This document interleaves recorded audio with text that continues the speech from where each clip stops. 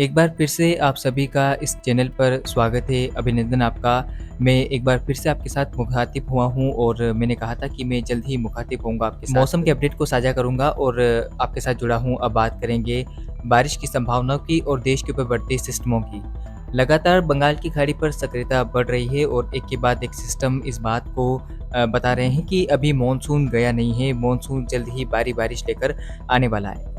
भारत के पड़ोसी देशों से बढ़ते हुए सिस्टम लगातार बंगाल की खाड़ी में बढ़ रहे हैं और यही सिस्टम आगे बढ़ते हुए भारत के ऊपर खतरा लेकर पहुंच रहे हैं। जी हाँ, बंगाल की खाड़ी पर एक के बाद एक प्रभावी सिस्टम बन रहे हैं जो इंटेंसिफाई होते हुए भारत को प्रभावित कर रहे हैं और इसी बीच अभी अपडेट निकल कर आ रहा है कि जल्द ही एक ऐसा सिस्टम बनेगा जो चक्रवाती तूफान का रूप लेगा और उससे भारत को भी खतरा है। तो ऐसे में कब तक वो सिस्टम बनेगा, क्या संभावना है इस सिस्टम के बनने की और क्या संकेत है, मौसम विभाग का क्या कुछ कहना है, इसके ऊपर मैं आपको अपडेट दूँगा।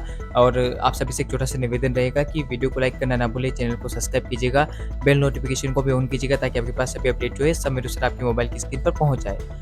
दोस्तों, मैं आपको बता दूं कि बंगाल की खाड़ी पर जल्द ही सक्रियता काफ़ी ज़्यादा बढ़ने वाली है और सितंबर का महीना साइक्लोन के लिहाज से अगर देखा जाए तो बेहतर भी है और अब जल्द ही यहाँ पर साइक्लोन की इंटेंसिटी बढ़ेगी क्योंकि समुद्र का तापमान अब धीरे-धीरे यहाँ पर बढ़ना शुरू हो जाएगा और अक्टूबर में जैसा कि साइक्लोन को लेकर परिस्थितियाँ काफ़ी ज़्यादा रहती है, तो ऐसे में सितंबर के शुरुआती दौर में तो कोई ज़्यादा एक्टिव सिस्टम नहीं बने, डिप्रेशन बना, लेकिन वो खत्म हो गया भारी बारिश देकर मध्य भारत में।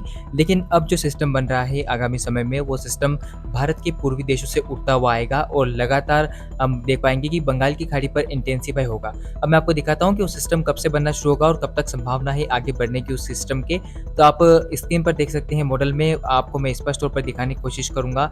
लगभग आप देख सकते हैं कि ये 23-24 सितंबर की स्थिति है। 23-24 सितंबर के बीच में आप देखिए कोई भी एक्टिव सिस्टम नहीं है, लेकिन आप देख सकते हैं कि किस तरह से थाईलैंड के ऊपर से एक सिस्टम उभरता हुआ हमें नज़र आने वाला है और ये सिस्टम आप देखिए आगे बढ़ता हुआ बंगाल की खाड़ी में आएगा, ऐसी संभावना है। और आप देख सकते हैं कि ये सिस्टम म्यांमार के दक्षिणी भागों को कवर करता हुआ बंगाल की खाड़ी में दाखिल होगा। उम्मीद ये है कि 25 और 26 सितंबर के आसपास बंगाल की खाड़ी के ऊपर उत्तरी हिस्सों में एक निम्न दबाव का क्षेत्र बनेगा और ये सिस्टम प्रभावी होकर लगातार उम्मीद है कि बंगाल की खाड़ी के उत्तर पश्चिम दिशा में आगे बढ़ेगा।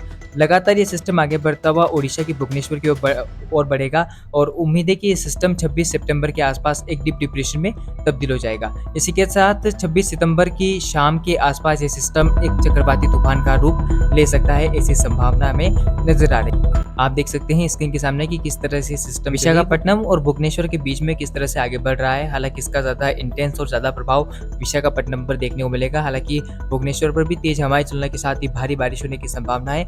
अगर इसके विंड स्पीड की बात की जाए, कितनी हवाएं इस सिस्टम के अंदर चल सकती है, इस तूफान के अंदर चल सकती है, तो उम्मीद ये नजर आ रही है, जिस तरह से इंडिकेशन नजर आ रहे हैं सिस्टम के अंदर हवाओं की स्थिति की बात की जाए, तो आप देख सकते हैं इसके आसपास की हवाएं जो है 67 किलोमीटर प्रति घंटे की रफ्तार से सिस्टम आगे बढ़ सकता है। इसी के साथ ही इसके विंड स्पीड में भी घटाव और बढ़ाव का जो क्रम है वो जारी रहेगा। कभी स्पीड कम होगी, कभी ज़्यादा होगी, क्योंकि अगर आसपास की हवाओं की स्थिति की बात की जाए तो लगातार बढ़ती जाएगी, क्योंकि समुद्र की हवाएं लगातार इसको प्रभावित करेगी और ये सिस्टम मजबूत भी हो सकता है और हो सकता है कि ये सीवियर साइक्लोनिक स्टॉर्म भी बन जाए। लेकिन इसको लेकर अभी मौसम विभाग ने कुछ भी नहीं कहा है, मौसम विभाग का कोई भी अपडेट नहीं है।